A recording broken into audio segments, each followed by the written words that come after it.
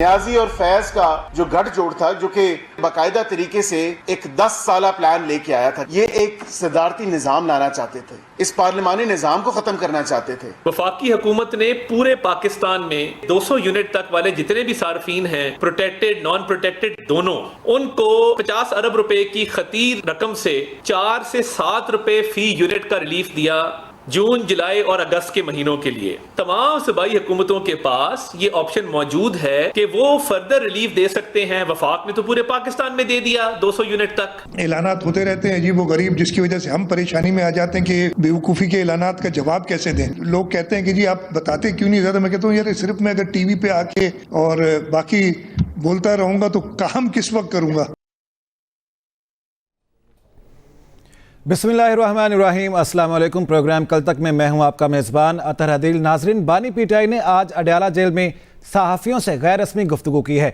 बुनियादी तौर पर कुछ खदशात का इजहार उनकी जानिब से किया गया, कुछ डाउट्स उन्होंने अपने बयान किए सहाफ़ियों से, जिसमें बुनियादी तौर पर यह कहा गया कि ये मेरे खिलाफ कार्रवाई को इनिशिएट करेंगे, मुझे मिलिट्री कोर्ट ले जाना चाहते हैं और इसको ड्रामा करार दे दिया जनरल फैज़ की जो गिरफ्तारी है। और इसके अलावा चीफ जस्टिस पाकिस्तान जस्टिस काजी फायज़ ईसा चले जाएंगे। जाहिर है 25 अक्टूबर से ऑनवर्ड्स वो रिटायर हो जाएंगे और उसके बाद उनकी जानिब से कहा गया कि इलेक्शन का जो ड्रामा है ये खुल जाएगा, ये सब कुछ सामने आ जाएगा। और बिटवीन द लाइंस उनकी जानिब से ये कहा गया कि शायद ये हुकूमत गिर जाए और पाकिस्तान तहरीक इंसाफ की हुकूमत आ जाए। और सबसे बड़ी बात उनकी जानिब से जिस खदशे का इजहार किया गया वो ये है, जनरल रिटायर्ड फैज़ हमीद वादा माफ गवाह बन जाएंगे या उनको बना दिया जाएगा। इस किस्म के ये खदशात हैं। इस पर हम अपने प्रोग्राम में गुफ्तगू करेंगे। इसके अलावा हम गुफ्तगू करेंगे पंजाब हुकूमत की जानिब से अवाम को, पंजाब की अवाम को जो रिलीफ दिया गया है बिजली के बिलों के ऊपर, इसके ऊपर भी बात की जाएगी। सिंध का इसके ऊपर स्टांस सामने आया है, वज़ीर आला सिंध ने इसके ऊपर गुफ्तगू की है।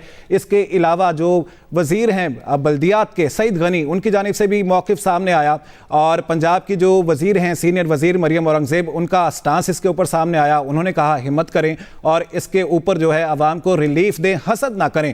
विफाकी वज़ीर इत्तलात, उनका भी बयान सामने आया है। इसके ऊपर भी हम प्रोग्राम में गुफ्तगू करेंगे। हमारे साथ हैं रहनुमा पीटीआई अजहर सिद्दीक साहब। इसके अलावा प्रोग्राम में हमें ज्वाइन करेंगे जमात इस्लामी के सीनियर रहनुमा डॉक्टर फरीद प्राचा साहब। इसके अलावा नून लीग से हमारे साथ मौजूद होंगी सलमा भट्ट साहिबा, chairperson price control task force हैं। सबसे पहले गुफ्तगू का आगाज मैं उन्हीं से करूंगा।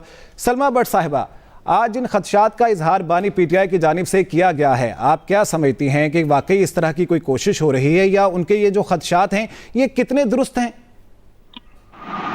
जी बिस्मिल्लाहिर्रहमानिर्रहीम, बहुत शुक्रिया आपका। देखिए, जहाँ तक बानी पीटीआई की आप गुफ्तगू का सवाल है तो वो तो हर दिन बदलती है, सुबह भी बदलती है, शाम को भी बदलती है। पता नहीं आज जो उन्होंने बयान दिया ये कल तक कायम रहना है कि नहीं रहना। दूसरी बात ये कि अगर वो मिलिट्री कोर्ट्स के इतने खिलाफ हैं और वो दर हकीकत अगर खिलाफ है, तो जब वो वज़ीर आज़म थे तो तब जो मिलिट्री कोर्ट में केसेस चलते थे तब तो उन्होंने उसकी मुखालफत नहीं की, तब तो उन्होंने कहा कि ऐसा नहीं होना चाहिए। तो ये अपना बोया हुआ आज उनको अगर काटना पड़ा है तो उसके ऊपर अब वो इसके ऊपर ह्यूमन राइट्स की वायलेशन भी ले आते हैं। इसके ऊपर बहुत सारी चीजें भी कि जब वो वज़ीर आज़म थे तो कहा करते थे कि उनको चाइना का मॉडल अच्छा लगता था, उनको वो वाले मॉडल्स अच्छे लगते थे जिसमें 500 लोगों को फांसी दे दी जाए।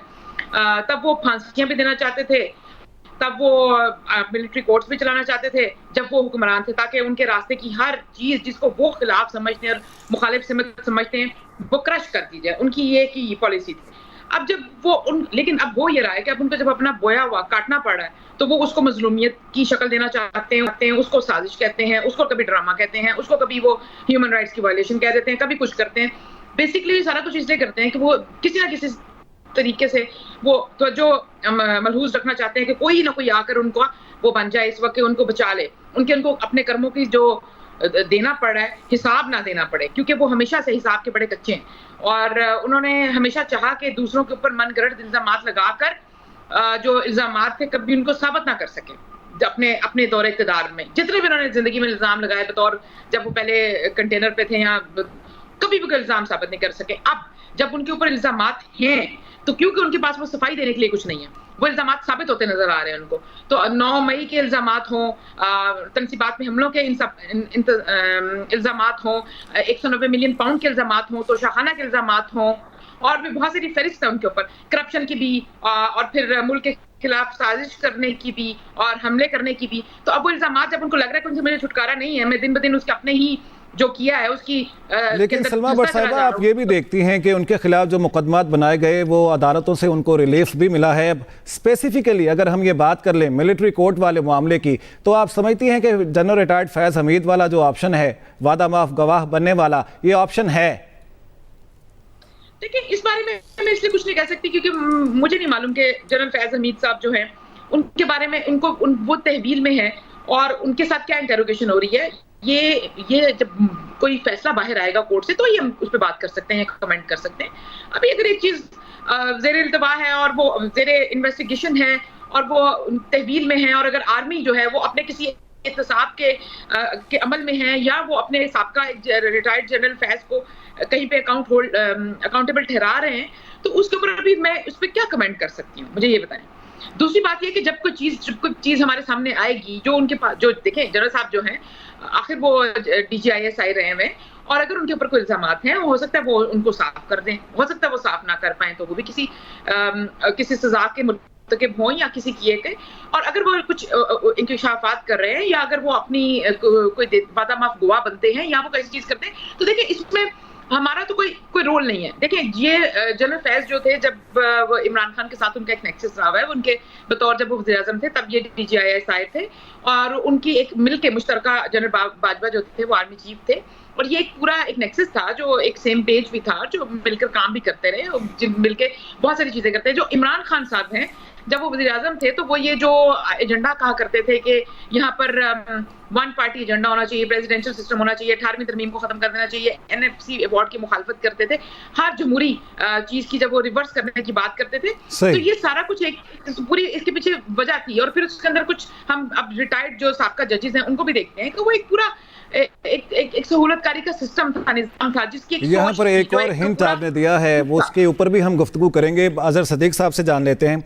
अजहर सिद्दीक साहब, और आपसे सलमा साहिबा, मैं आपसे जो इस तीसरा जो ऑप्शन उन्होंने दिया है, एक डर है हुकूमत को, इस पर बात की है, इस पर भी आऊँगा, लेकिन अजहर सिद्दीक साहब से जान लेते हैं। अजहर सिद्दीक साहब, आप क्या समझते हैं, बानी PTI ने क्यों ये गुफ्तगू की, क्यों उनको ये खदशा है, क्या उनके ये जो खदशात हैं ये दुरुस्त हैं, क्यों उनको लगा है कि इस तरह होगा? बहुत शुक्रिया। मेरी बहन ने, मेरा ख्याल है कुछ शायद पिछले 2, 3, 4 साल से ना सियासत में कुछ चीज़ें देखी नहीं हैं।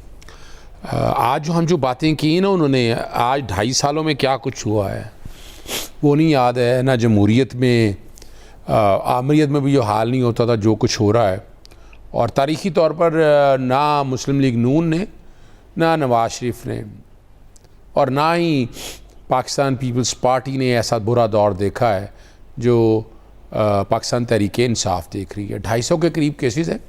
वो कह रही हैं कि इल्ज़ामात लगा के साबित नहीं करते। 4 केसों में 2 में सस्पेंशन हो चुकी है, तोशाखाना 1 जो इलेक्शन कमीशन का है, और दूसरा तोशाखाना 2 जो है नैब का, उसमें तोशाखाना 3 की तरफ जो जा रहे हैं वो भी इंशाल्लाह खारिज हो जाएगा। 2 नीस्तो नाबूद हो गए।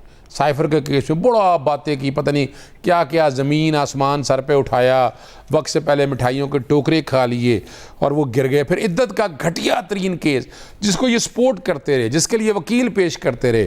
फिर टेरियन वाइट के अंदर भी आपको पता चल गया होगा कौन सा वकील, किसने पैसे, कौन से वकील अरेंज किए, सारी कोशिशें करके देख ली। और अब फैसलों पर भी तनकीद तो करते रहे हैं जो फैसले आए हैं केसेस। सवाल ये नहीं है, सवाल बड़ा वाज़ेह है कि हमने उस तरह नहीं बरी हुए कि जैसे नवाज शरीफ अभी वो बातें बता रही थी डील के, वो तो अब समझ में आ गया ना कि जनरल बाजवा कहाँ बैठे हुए थे, जनरल फैज़ हमीद किन के साथ थे। अगर अगस्त 2018 में पाकिस्तान तहरीक इंसाफ की हुकूमत आई, अप्रैल 2019 में ख्वाजा साहब खुद कहते हैं कि पंजाब की हुकूमत जोली में दे दी और वफाक की हुकूमत, फिर हमने देखा कि नवाज शरीफ डील करके, लेकिन उन्होंने डील नहीं की ना।